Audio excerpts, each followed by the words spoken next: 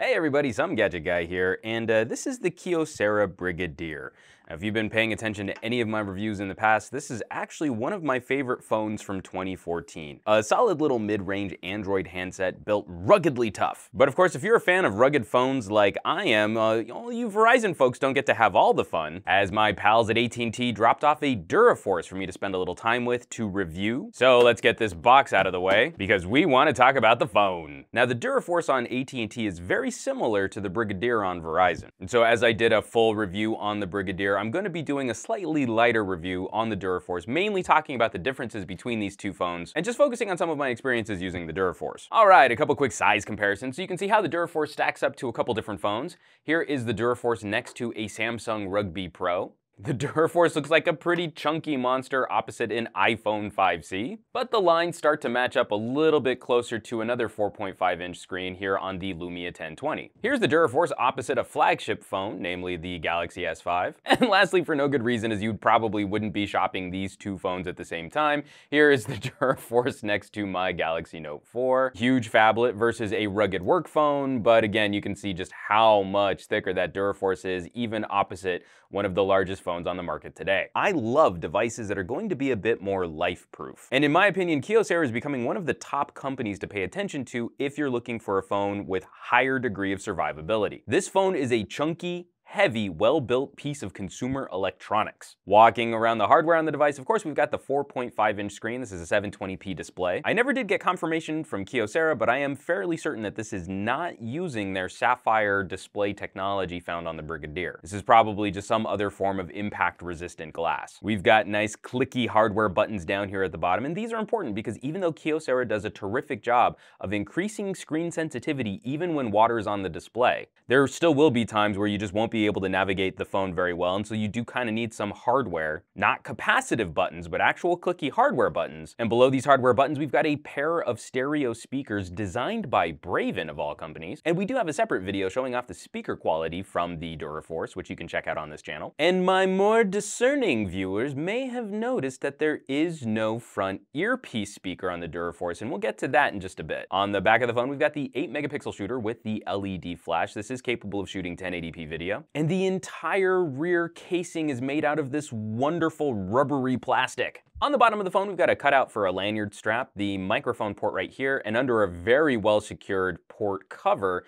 this is where you'll find the micro USB port. While there have been some other phones that are partially waterproofed or partially ruggedized, I just want you to see how thick, how much extra plastic and sealing, how big that gasket cover is just to protect your micro USB jack. It's one of the reasons why this phone is so thick. There's a ton of extra armor surrounding all of the precious electronic guts built into this phone. Ditto the top of the phone. We also have another really clicked in there, very secure port cover to protect the 3.5mm headphone jack. And this is also where we'll find the power button and a speakerphone button. So if you're out there in wet conditions, really inclement weather, you can very easily transition from holding the phone up to the side of your face to a speakerphone call with just one hardware click. Under another really rugged port covering is where we'll find access to the micro SD card slot and the SIM card tray. And the opposite side of the phone is where we'll find the volume rocker and a dedicated push to talk button, which can also be reprogrammed for a variety of other tasks on a long press. So you can long press this, and I have this assigned to a flashlight. Just a long press on this button here, blink, and we have a flashlight from the back LED. We can turn it back off from the screen or with another press on this button here. The battery on this phone is not user accessible, but thankfully Kyocera has provided a 3100 milliamp hour battery with the very modest and very low power internals, the smaller screen, the smaller lower resolution screen built into the front face of this phone. That is good for 2-day battery life. I've been very impressed with the runtime on the Brigadier and the DuraForce. They're both solid performers for those people who want to make sure they don't always have to run to a power outlet. Now, a lot of the software layout is going to be very similar to what we showed on the Brigadier. So if we come over here to my empty home screen, we pull up some widgets, and kind of page through here real fast. We get to all of their DuraForce widgets with the Dura clock and the Dura clock and weather and the Dura compass, the Dura grid, 2 different Duragrids so you can be twice as durable and tough. While at the same time, they've also offered up a tremendously helpful eco mode. And this is something I didn't touch on as much as I should have with the Brigadier. So activating eco mode will auto-magically change over a whole bunch of settings on this phone so that this becomes a hyper-miling device. When we start talking about 2-day plus battery life, it's probably because you're using features like eco mode. It changes up how quickly the phone screen will dim. It goes to a lower power background so that you're using less backlight just to display the UI in your home screens. And it also disables things like vibration, so anything your phone might do which could potentially use even a tiny bit more electricity is going to be deactivated in eco mode. Now you folks should know by now I'm not a huge fan of manufacturer skins, but I'm really happy to see that Kyocera has opted to pretty much leave Android alone, with a number of their customizations coming in the form of things like widgets and the apps that come preloaded on the device. You could make the argument for it being a little bloaty, but there are some fun services to play with when you pull it out of the box. I'm not going to spend too much time on this one, as I'm finding that the camera for the DuraForce is having largely the same issues that I had with the Brigadier. It's not the most fun camera to shoot with, and if you catch my Brigadier camera review, which is linked below on this video, you'll see there are some issues in Kyocera I think actually biting off more than they could chew. There are a number of amazing settings that you can play with, and scene settings, and flash, and modes, and different ways to control ISO and exposure, and some of the basics, like locking on focus while shooting video, aren't handled very well. You can eke out some solid results from the 8-megapixel shooter on the back of this phone, but it can be a sometimes punishing experience in trying to manage these different settings to get good photo and video output. Now, I can't knock it too much, as obviously the focus of this phone's build was durability and longevity. But if you're one of those people who really prides themselves on being a smartphone camera snob, you might find this camera experience to be a little frustrating. Now, one of the things that I think is really awesome about Kyocera phones, outside of their durability and how waterproof they are, remember how I said there is no front earpiece on the DuraForce?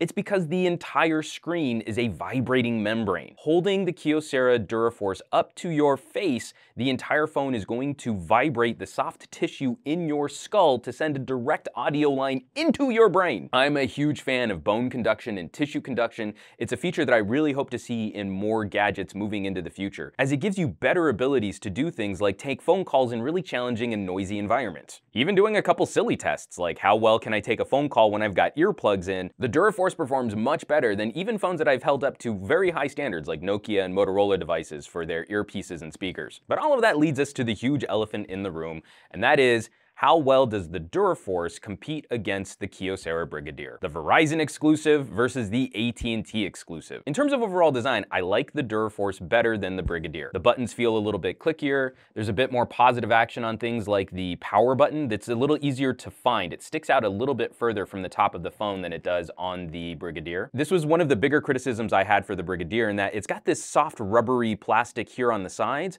and then the backplate is mostly this glossier plastic, which is really easily scratched up. Whereas the entire backplate on the DuraForce is covered in this rubbery plastic, it's going to hide nicks and scratches and abrasions much easier. But unfortunately, when it comes to functionality, this means we need to address two glaring omissions on the AT&T variant. There has been a conspicuous lack of discussion on what this front screen is made out of. When Kyocera brought the Brigadier to market, we couldn't stop talking about the sapphire crystal display. Maybe one of my all-time favorite phone features of 2014. And I've got an incredible video where I'm raking this screen with rocks and concrete, and the concrete is literally crumbling on this display, and I cannot show you any scratches on this screen. I have not received any confirmation from Kyocera, but because we haven't heard any discussion about a feature like that on the DuraForce, I have to believe that this is some kind of treated durable glass and not the sapphire crystal that we have on the Brigadier. Secondly, I'm also kind of bummed to see that AT&T's relationship with PMA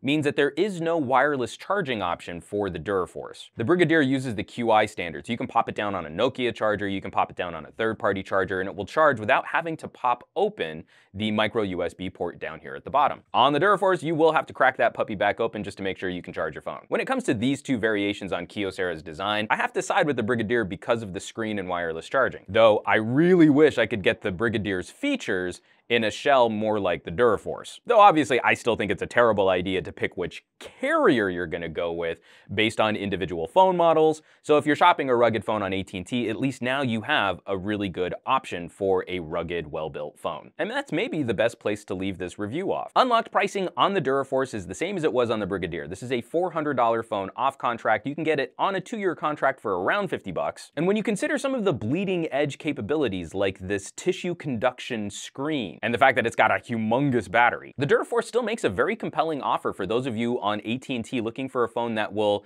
be far more likely to survive a 2-year contract. And while this is definitely being targeted at job site, work, construction, really rugged people doing rugged jobs with their rugged phones, I think this is a tremendous option for those of you with kids. You don't have to worry about your phone getting all gummed up and sticky and covered in goo because you can just go and take it and wash it off. And I've seen too many kids test the ballistic qualities of their parents' Galaxy S5s and HTC Ones as we all hold our breath to see if the phone survived. Kyocera is building out specific features for people to take advantage of, and the DuraForce I think still stands as one of the best phones you can buy in the Android ecosystem today. I'll of course leave some links down below this video so you can get more information on the Kyocera DuraForce and where you can shop it online. As always folks, thanks so much for watching, and be sure to hit that subscribe button if you want to see more reviews like these. And I would not be able to continue producing these reviews if you all weren't out there sharing them with your family, friends, and on social media. So I can't thank you enough for bringing more cool people to the party. Hit that thumbs up button, and I will catch you all on the next review.